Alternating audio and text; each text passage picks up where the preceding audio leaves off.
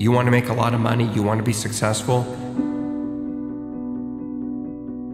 How do I get from where I am to where I need to be?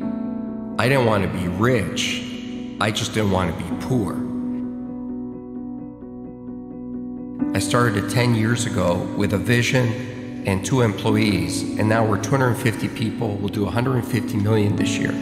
And every day when I get off the elevator and I walk into my office, it's this feeling of accomplishment and satisfaction, knowing that I had this vision and a few years later, it's real. You know, when I was younger, my parents didn't speak any English, and like many immigrants, since I was a little kid, I was 8 years old when we came to North America, and so I had to read the contracts. You know, when my dad bought a house, I had to read the mortgage and go through the paperwork.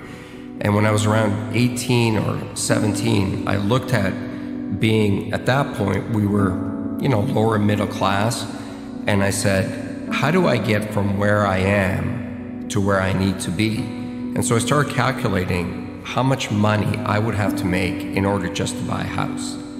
And then I added the taxes into it and all the other stuff. And I realized how difficult it was going to be to accumulate capital. Because that's the hardest thing to do, is to accumulate capital. It's one thing to get paid a lot of money, but if you look at the tax system in North America, it's really hard to amass capital. And I just decided that I didn't want to be where I was. I didn't want to be middle class or lower middle class or mediocre. I just wanted to be great at something. Because I figured out that the people that I saw that were doing great things were fundamentally great at one thing. The analogy I always use is Peyton Manning gets paid $10 million a year. He doesn't get paid $10 million a year to tackle, to kick the ball, to play defense. He gets paid $10 million a year to do one task and do it really, really well. Nobody buys from you.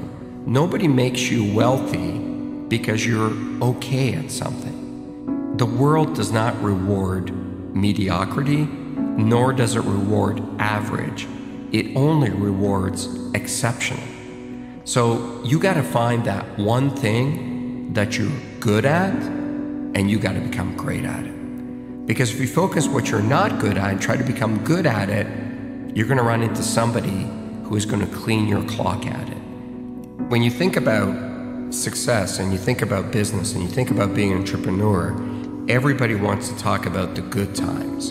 And I always say to people, it's easy to be an entrepreneur when the sun is shining. It's easy to run your own business when there's good cash flow and people love you and there aren't many problems. But have that same desire to do it when your biggest customer just left, or do it when you don't have enough cash to make payroll, or do it when you've got real problems at home and nobody cares. Being a great entrepreneur is the ability to stay focused and highly motivated when there's failure around you. It's not your ability to handle success that'll decide how successful you'll be.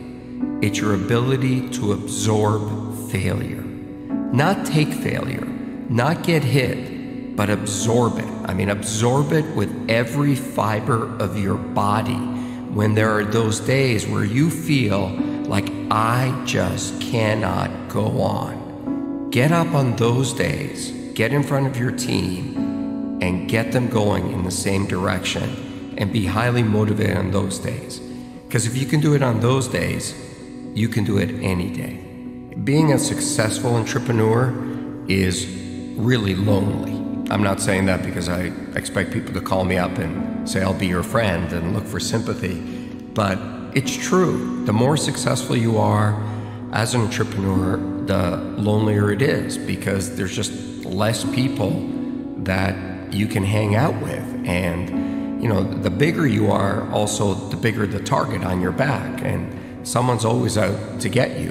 when you're starting out and things aren't going well, misery really does find company. It's easy to find a lot of people to have a beer with and hang out with. But that level of focus to keep going is really difficult. And so one of the things I try to do is I look for people that have been where I want to go. And I love to learn. I've looked for many people along the way. From Warren Avis, the guy who started Avis Rent-A-Car.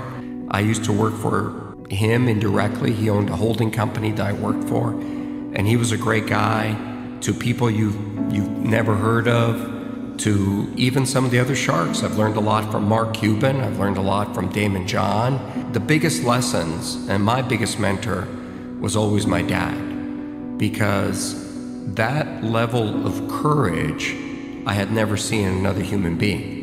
And when I was younger, I didn't really understand it. Once I got older, I understood the sacrifices that he had to make for me to be given the opportunity to be successful.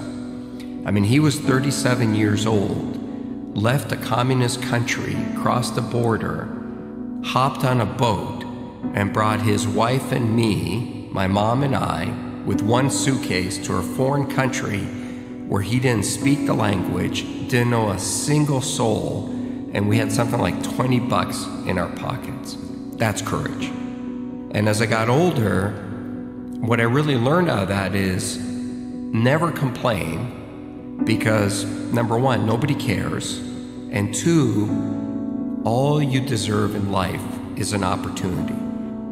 Man, when something gives you an opportunity, you gotta take it, you don't complain, and you gotta go for it. I'm a highly emotional guy. I'm a highly passionate guy. I love my business. I love everything about it. Where I'm not emotional is when it comes to winning or losing. You've got to be very careful about not taking your own bias or emotion into a negotiation or into a fight or into anything, because you've got to be very clear what the goal is. And in business, the goal typically is to make money. When I went to sell my first business to AT&T, I didn't want to sell it. And so it was the night before we were supposed to close the deal. And so I changed my mind and I called the CEO at the time and I said, "Oh, I can't sell this business." And he looked at me and he said, "Why not?" And I said, "Oh, it's my baby." And he said, "No, it's not. It's a business." I said, No, it's my baby." And he goes, "No, it's not. Your baby is what you have at home. That's your family. Your business is not your family. Your business is an asset that you started. And if you think we're paying you the right price, then you should sell it. If you think you can keep going and maximize the return, then don't sell it." And he was so non-emotional about it, it really hit home for me. I've seen more people make mistakes because they get angry or they get highly emotional in front of a customer or in front of a supplier. Leave your emotion at the doorstep. Business is about business. When you hit the real world, you're going to start competing with people who are really, really good at something. Technology, advertising, something. And they know it inside out. You want to make a lot of money, you want to be successful, you got to take those people on with a skill that you're world class at. I hate the word failure. I hate that label. I wake up in a cold sweat in the middle of the night sometimes when I feel like I'm going to fail or I'm a failure. You know, I run every day and I run pretty far, and sometimes, just like everybody, I get jet lag and I get tired. And when I get to that point where I feel I cannot go on, this little inner voice inside me says, "What are you, a failure?"